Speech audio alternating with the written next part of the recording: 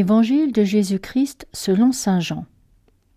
En ce temps-là, Jésus déclara : Amen, Amen, je vous le dis, celui qui entre dans l'enclos des brebis, sans passer par la porte, mais qui escalade par un autre endroit, celui-là est un voleur et un bandit.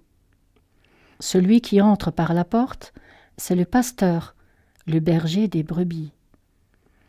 Le portier lui ouvre, et les brebis écoutent sa voix.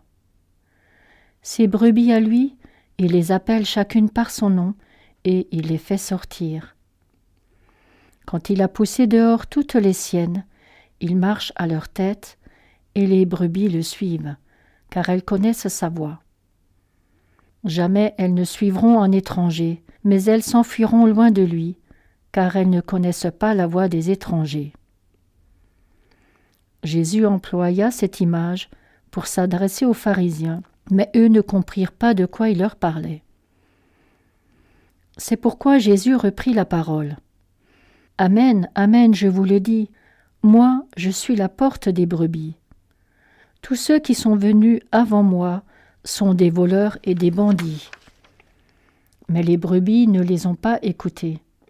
Moi, je suis la porte. Si quelqu'un entre en passant par moi, il sera sauvé.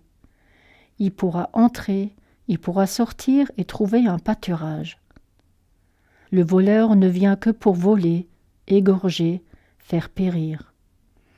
Moi, je suis venu pour que les brebis aient la vie en abondance.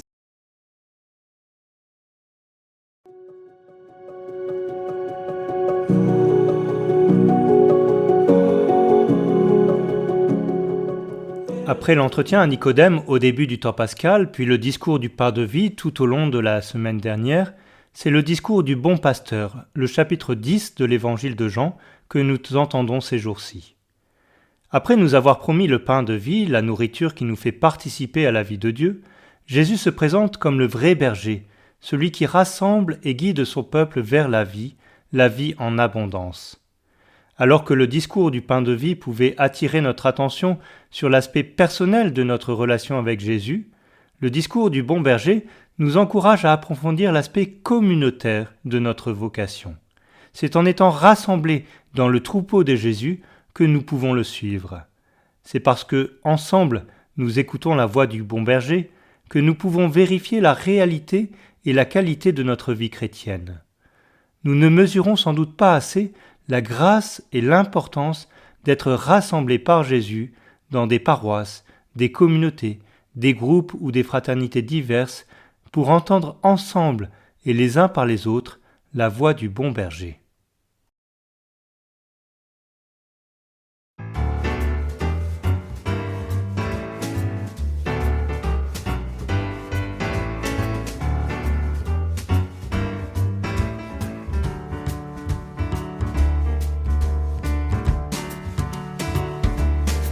Je bénis le Seigneur, mon berger, près de lui rien ne peut me manquer, et sur des prés d'herbes fraîches, il me fait reposer. Bénissez le Seigneur en tout temps, il connaît les désirs de mon cœur, demeurez toujours en lui. Car si le Seigneur est avec nous, qui sera contre nous?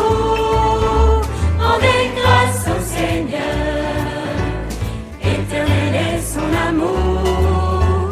Que la joie du Seigneur comble vos vies chaque jour. Avec lui je ne crains aucun mal, en passant les ravins de la mort, car son bâton me rassure. Il est auprès de moi, dans la nuit tournez les yeux vers lui. C'est vous qui le par son esprit, avancez, n'ayez pas peur. Car si le Seigneur est avec nous, qui sera contre nous?